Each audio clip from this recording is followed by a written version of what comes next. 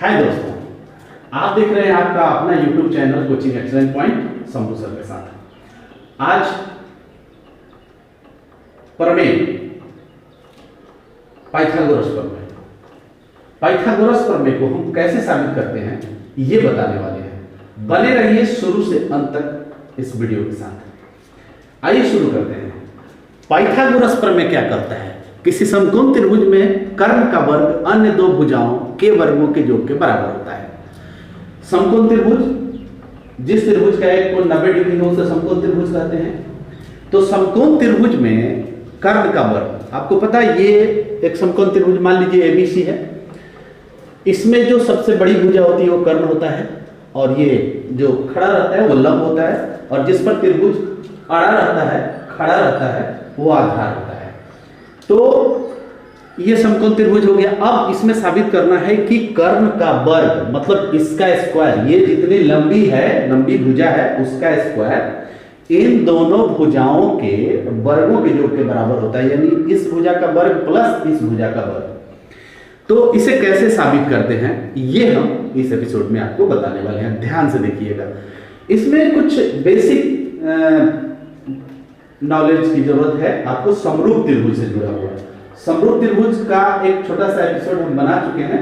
अगर कहीं किसी प्रकार की कोई दिक्कत होती है तो आप समरूप त्रिभुज का एपिसोड वीडियो जरूर देख लीजिएगा। आइए देखते हैं कैसे इसे साबित करते हैं। अब हम यहां पर हल लिख दिए। त्रिभुज ABC में कोण B इक्वल टू 90 डिग्री है, 90 डिग्री है। साबित करना है, ये दोस्तों देखिए साबित करना है। क्या साबित करना है? साबित करना है कर्ण का वर्ग मतलब AC स्क्वायर इक्वल टू, ये AC स्क्वायर है, AB square plus BC square. ये आपको साबित करना है। कैसे होता है ये आपको दिखाना है। यही त्रिभुज यहां है, मान लीजिए सेम टू सेम है। इसमें कुछ रचना हमने दे दिया, इसमें रचना दिया। रचना का मतलब हुआ कि इसमें कुछ एक्स्ट्रा चेंज लाया।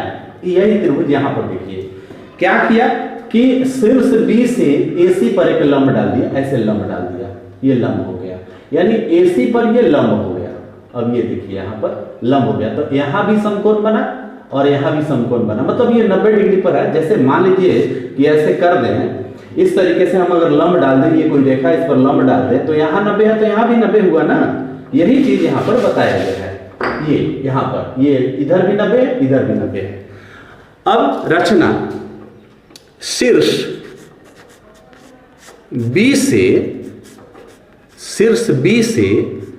BD लंब, ये उल्टा T जो होता है, T आकार का, अल्फाबेट में T आकार का ये लंब का चिन्ह होता है। BD, ये BD लंब डाला किस पर? AC। अब त्रिभुज ABC समरूप त्रिभुज बना ADB और फिर समरूप त्रिभुज बना CDB। क्यों? क्योंकि अगर ये समकोण है, ये बड़ा वाला त्रिभुज समकोण है, ये वाला अगर समकोण है तो ये भी समकोण हुआ, तो इसके साथ ये भी समकोण हुआ, क्योंकि इस त्रिभुज में भी एक 90 डिग्री का कोण है, इस त्रिभुज में भी एक 90 डिग्री का कोण है। और ये आप जो कोण A देख रहे हैं, यहां वाला कोण जो देख रहे हैं, इस बड़े वाले त्रिभुज में भी है और इधर के छोटे वाले में भी है। और कोण C जो है इस बड़े वाले त्रिभुज के लिए C है, इस बड़े वाले त्रिभुज के लिए C है। और इस पर जो लंब डाला गया है दोस्तों, ये जो लंब डाला गया है, इस लंब डालने के बाद में जो एक त्रिभुज बना है उसके लिए भी ये कोण C है। तो कोण C कॉमन हुआ, 90 डिग्री का यहाँ है ही। इसमें कोण A कॉमन हुआ बड़े वाले त्रिभुज और छोटे वाले त्रिभुज में, फिर यहाँ भी 90 डिग्री है। तो कोण समरूपता ये हुआ, इसमें भी कोण समरूपता हुआ, 90 डिग्री का दोनों है। बड़ा वाला से दो छोटे छोटे समकोण त्रिभुज बने हैं, तो ये आपस में तीनों एक तरह के समरूप हैं। तो सबसे पहले क्या करते हैं कि त्रिभुज ABC समरूप त्रिभुज ADB में, ADB में।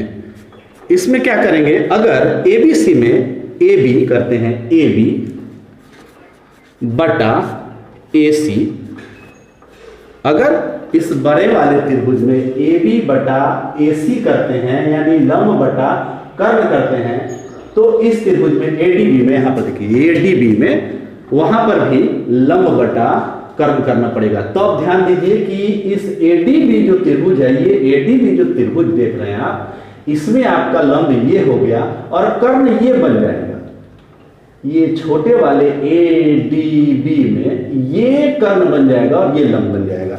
तो उसके हिसाब से बड़े वाले त्रिभुज में आपने क्या लिखा, AB बटा AC यानी लंब बटे कर्ण, तो उसमें आप लिखेंगे AD बटे, अब उसका कर्ण हुआ AB। ये देखिए, अगर आप इसको क्रॉस गुना करेंगे, ध्यान दीजिए, क्रॉस गुना करेंगे तो AB में AB से करेंगे दोस्तों, तो AB का स्क्वायर होगा इक्वल टू, इसमें इससे करेंगे तो ये बन जाएगा AC इंटू AD। अब ये तो सेम है ना, AB तो AB स्क्वायर होगा, ये सेम नहीं है तो वैसे ही होगा। इसको हम मान लेंगे दोस्तों इक्वेशन नंबर 1। फिर चलते हैं इस बड़े वाले त्रिभुज में, त्रिभुज ABC समरूप, फिर यहां पर आएंगे, इस त्रिभुज में आएंगे, इस बड़े वाले के साथ इसको लिए, फिर इस बड़े वाले के साथ इसको लेकर चलेंगे। अब ये समरूप का चिन्ह है, त्रिभुज CDB, ये CDB में, ये CDB में क्या हो गया। अब इधर से चलते हैं आधार, ये चलते हैं BC, अब ये चलते हैं BC बटे AC। एक बार तो इसमें लंब बटे कर्ण कर लिए, अब इसमें आधार बटे कर्ण कर रहे हैं, तो उसका भी आधार जो होगा ये CD, यहां पर CD बटे, अब इस त्रिभुज का कर्ण जो होगा ये होगा, आधार होगा।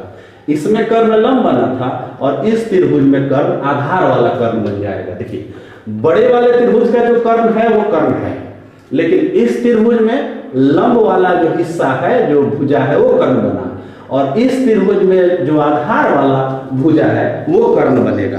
तो उसके हिसाब से हमें क्या लिखना होगा, CD। एक बार AD लिए थे तो इस त्रिभुज में CD लेंगे। देखिए यहां पर AD लिए थे तो इसमें CD लेंगे, ये हिस्सा AD और ये हिस्सा CD। तो जब AD लिए थे तो AB लिए हैं, यहां पर देखिए AD के साथ AB, और जब CD लेंगे तब BC आएगा, यहां पर दोस्तों BC आएगा। फिर अगर क्रॉस गुना करते हैं तो ये देखिए दोस्तों, BC में BC से करेंगे तो BC स्क्वायर इक्वल टू बन जाएगा, फिर AC into CD, AC into CD। देखिए इसको इक्वेशन नंबर 2 कह सकते हैं, ये इक्वेशन नंबर 1 है, ये 2 है। अब क्या करेंगे कि समीकरण 1 और समीकरण 2 को जोड़ेंगे। यहां पर जगह नहीं है, यहां पर हम आपको दिखाते हैं, आप देख पा रहे होंगे। समीकरण 1 प्लस समीकरण 2, यानी इस समीकरण को इस समीकरण को जोड़ना है। तो जोड़ेंगे तो पहले लिखेंगे आप AB का स्क्वायर इक्वल टू, यहां देखिए AC इंटू AD लिखेंगे, फिर उसके नीचे समीकरण 2 लिखेंगे। समीकरण 2 में है BC का square equal to AC into CD। अब आपको जोड़ना है, तो जोड़ना है तो क्या मिलेगा, AB का स्क्वायर प्लस BC का स्क्वायर। अब ये दोनों जोड़ना है, संख्या तो है नहीं कि आप जोड़कर एक में मिला देंगे, सेम टू सेम लिखना होगा अलजेब्रा के रूल से। फिर इधर बढ़ते हैं तो AC ये अलग अलग जाति के हैं अलजेब्रा के नियम से, तो उसको ऐसे ही लिखना पड़ेगा, AC इंटू AD प्लस, जोड़ रहे हैं तो प्लस AC इंटू CD, आपको ऐसे लिखना होगा। फिर अगर आगे बढ़े तो ये AB का स्क्वायर हुआ प्लस BC का स्क्वायर हुआ इक्वल टू, अब इसमें देखिए कुछ कॉमन हो सकता है क्या, प्लस के इधर AC इंटू AD है, प्लस के इधर AC इंटू CD है, तो कॉमन तो आप ले ही सकते हैं। क्या कॉमन ले लेंगे, AC ले लेंगे, AC इधर भी है, AC इधर भी है, तो हो गया AD प्लस CD, इधर अंदर में बच गया AD प्लस CD। मतलब इस भुजा की ओर अगर ध्यान दें तो AD प्लस CD, एक बार ध्यान से देखिए, AD प्लस CD, AC दो भाग में है, एक AD है और एक CD है। तो AD या CD जोड़कर, AD और CD जोड़कर AC इंडिकेट कर रहा है। तो हम यहां पर AB का स्क्वायर प्लस BC का स्क्वायर इक्वल टू AC तो पहले से ही है दोस्तों, AC तो पहले से ही है।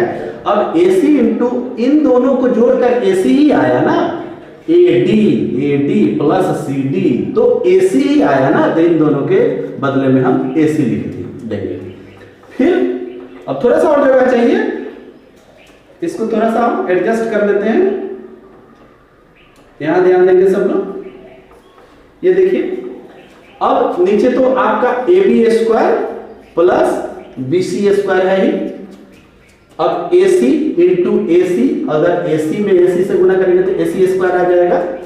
फिर इसको हम पहले भी लिख सकते हैं, तो ये बन गया AC square equal to AB square plus BC square. जैसा कि आप देख पा रहे हैं सवाल में आपको यही सिद्ध करना था, यहां देखिए यही सिद्ध करना था आपको, साबित करना है, सिद्ध करना है क्या, AC square equal to AB square plus BC square, AC square equal to AB square plus BC square, ये प्रूव हो गया। तो दोस्तों पाइथागोरस प्रमेय कहता है किसी समकोण त्रिभुज में कर्ण का वर्ग अन्य दो भुजाओं के वर्गों के योग के बराबर होता है। तो इसको साबित करने के लिए हमने एक समकोण त्रिभुज ABC की रचना किया, ABC में कोण B को समकोण बनाया। यही त्रिभुज यहाँ समझिए, इसमें ऐसे करके लंब डाल करके यहाँ बनाया गया है। तो ये जो बड़ा वाला समकोण त्रिभुज है, दो और समकोण त्रिभुज का इससे उत्पन्न हो गया। कैसे, जब शीर्ष B से AC पर BD लंब डाला गया, तो यहाँ भी एक समकोण त्रिभुज, यहाँ भी एक समकोण त्रिभुज।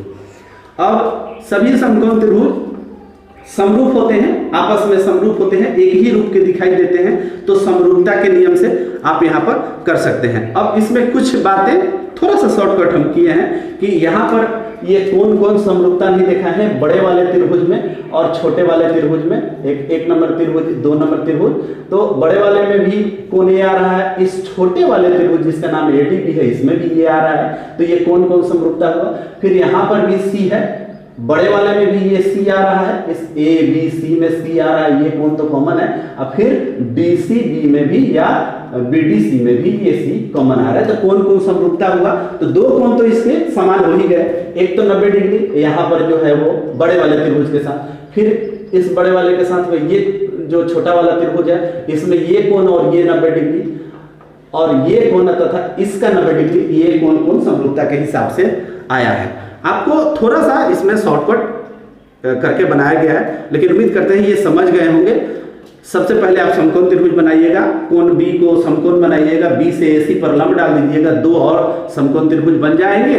फिर क्या कीजिएगा, बड़े वाले त्रिभुज से छोटे वाले त्रिभुज के कौन समरूपता के हिसाब से भुजाओं का अनुपात निकालिएगा। फिर बड़े वाले त्रिभुज से एक बार लंब के साथ निकालिएगा, एक बार आधार के साथ निकालिएगा।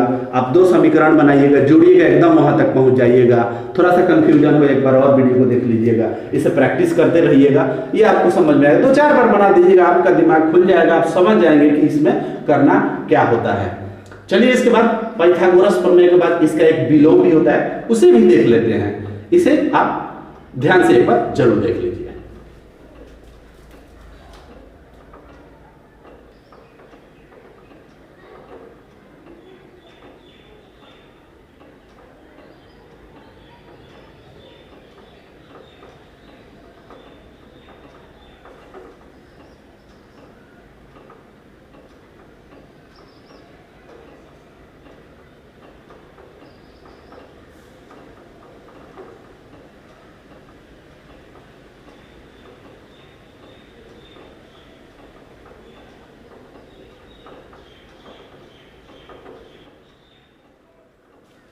पाइथागोरस प्रमेय का विलोम, विलोम मतलब उल्टा।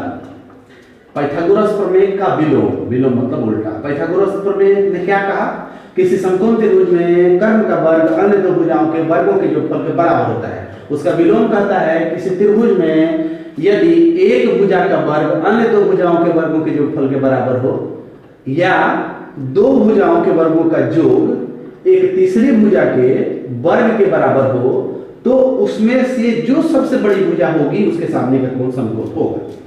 इसे साबित करना है दोस्तों। अब देखिए किसी त्रिभुज में एक भुजा का वर्ग अन्य दो भुजाओं के वर्गों के योग के बराबर हो तो बड़ी भुजा के सामने का कोण समकोण होता है, यानी 90 डिग्री का होता है। आप कैसे साबित करेंगे? चलिए इसे साबित करने के लिए एक त्रिभुज ABC बनाया और इसके समरूप त्रिभुज एक PQR भी बनाया, इसके समरूप एक PQR त्रिभुज भी बनाया, एकदम सेम टू सेम बनाया। अब इसमें समरूप का मतलब हुआ AB उसके रिप्रेजेंटेशन में है PQ, just same to same, और AC तो यहाँ PR, फिर इधर BC तो यहाँ QR, एकदम समरूप है, सेम टू सेम।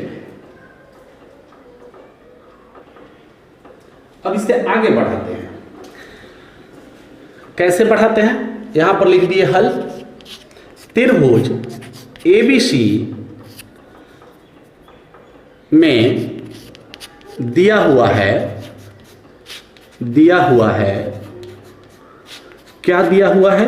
दिया हुआ है कि एक भुजा का वर्ग बराबर यानी AC का वर्ग बराबर AB square plus BC square. तो साबित करना है क्या साबित करना है कि बड़ी भुजा के, तो बड़ी भुजा कौन होती है? जो अकेले जो वर्ग हो रही है वही बड़ी भुजा है, AC। साबित करना है, क्या साबित करना है? AC मतलब इसमें देखिए ये जो सफेद रंग से बनाए हैं हम ट्रायंगल, AC के सामने का कोण मतलब ये कोण समकोण होता है। तो AC के सामने का कोण B बराबर 90 डिग्री, यानी कोण B बराबर 90 डिग्री आपको साबित करना है। अब इसमें एक रचना हम और करते हैं। त्रिभुज PQR समरूप त्रिभुज ABC की रचना किया।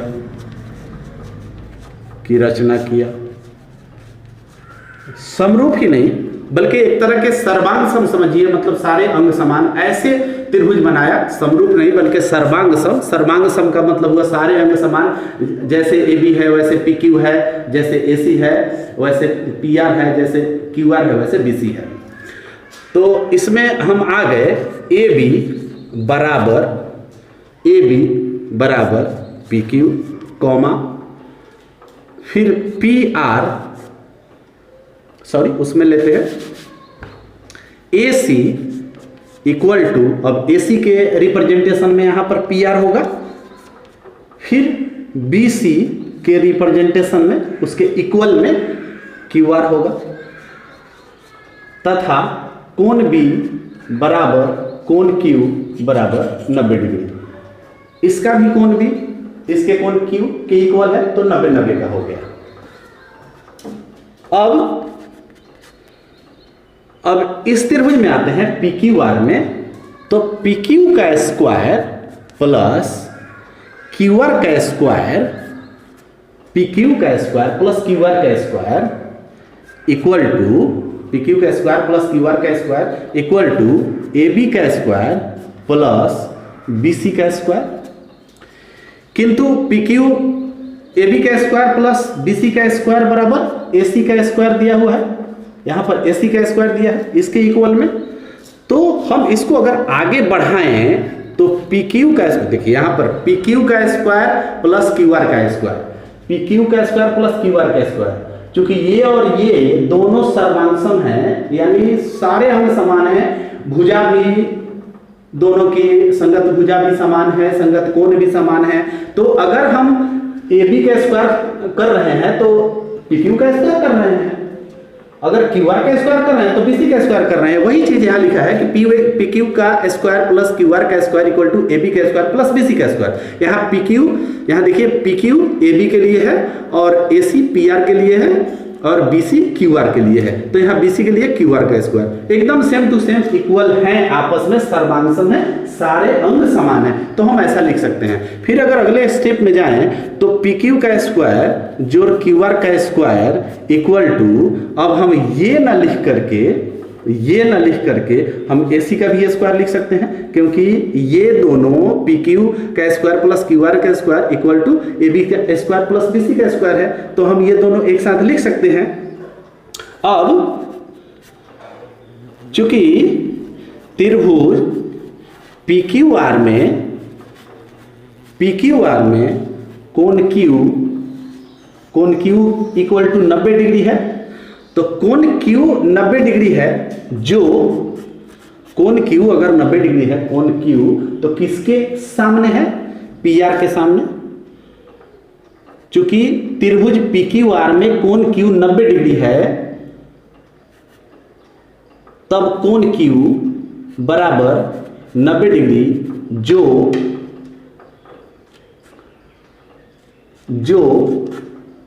भुजा, ये जो लिखा हुआ है, जो भुजा PR के सामने है, PR के सामने है, ये PR के सामने है, यहां देखिए PR के सामने वाला Q है। तो जब PR के सामने वाला Q 90 डिग्री हो सकता है, तो AC के सामने वाला कोण B भी 90 डिग्री होगा। तब कोण B बराबर 90 डिग्री जो किसके सामने होगा? AC के सामने होगा, जो भुजा AC के सामने है। और यही बात इस प्रमेय में साबित करना है। इसको भी थोड़ा सा हमने शॉर्टकट बनाया है, बहुत सारी बातों को आपसे बोल दिया है लेकिन लिखा नहीं है, इसको फिर से समझा देंगे। एक ABC बनाया, इसमें साबित करना है कि AC square equal to AB square plus AC square, इसके समरूप त्रिभुज और सर्वांगसम का मतलब उसी के जैसा एक त्रिभुज बनाया, और ऐसा बनाया कि यहाँ पर 90 डिग्री का कोण हो जाए। तो यहाँ पर अगर 90 डिग्री का कोण हो गया तो ऑटोमेटिकली यहाँ पर 90 डिग्री हो जाएगा। कब होगा? जब एक त्रिभुज ऐसा बनाया कि AB PQ के इक्वल है, BC QR के इक्वल है और AC PR के इक्वल है। यहाँ पर हमने इस लाइन में आप देख सकते हैं ध्यान से लिखा हुआ है। तो जब उस त्रिभुज में, इस त्रिभुज में सारे अंग समान है, सर्वांगसम है, तो उसके हिसाब से अगर PQ का स्क्वायर प्लस QR का स्क्वायर लें तो वो AC के स्क्वायर के बराबर होगा, क्योंकि PQ का स्क्वायर प्लस QR का स्क्वायर बराबर PR का स्क्वायर होगा। अब यहाँ पर हम PR का स्क्वायर भी लिख सकते हैं। तो ये AC का स्क्वायर PR के स्क्वायर के बराबर हुआ, PR के स्क्वायर के बराबर AC का स्क्वायर हुआ। तो PQ का स्क्वायर प्लस QR का स्क्वायर बराबर AC का स्क्वायर, क्योंकि ये दोनों इक्वल है, तो AC के स्क्वायर की जगह PR स्क्वायर है, PR स्क्वायर की जगह पर AC स्क्वायर। चूंकि त्रिभुज PQ में कोण Q 90 डिग्री लिया, अब यहाँ पर हम ऐसा त्रिभुज ही बनाया है कि यहाँ पर 90 डिग्री है और उसके समरूप, और समरूप बनाया, बराबर बनाया, तो समरूप भी है बराबर भी है, इसका मतलब सर्वांगसम है। तो कोण Q 90 डिग्री जो भुजा PR के सामने है, यहाँ अगर 90 डिग्री है तो PR के सामने है, तो ये और ये भुजा संगत है, इसके संगत है, इसके संगत ये है, इसके संगत ये है। तो जब ये इसके संगत है तो कोण भी संगत होगा ना। तो अगर PR के सामने 90 डिग्री आया तो AC के सामने भी 90 डिग्री होगा। यहाँ पर ये प्रमाणित होता है। ये है पाइथागोरस प्रमेय का विलोम। एक बार फिर से दोहराएंगे।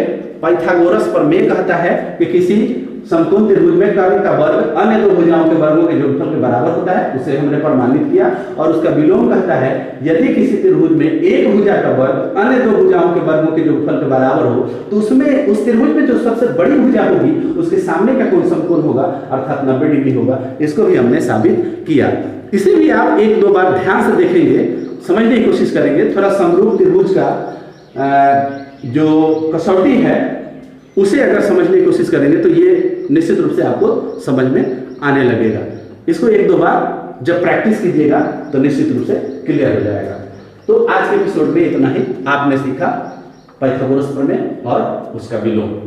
फिर मिलते हैं आपसे एक और नए टॉपिक के साथ अगले वीडियो में। नमस्कार।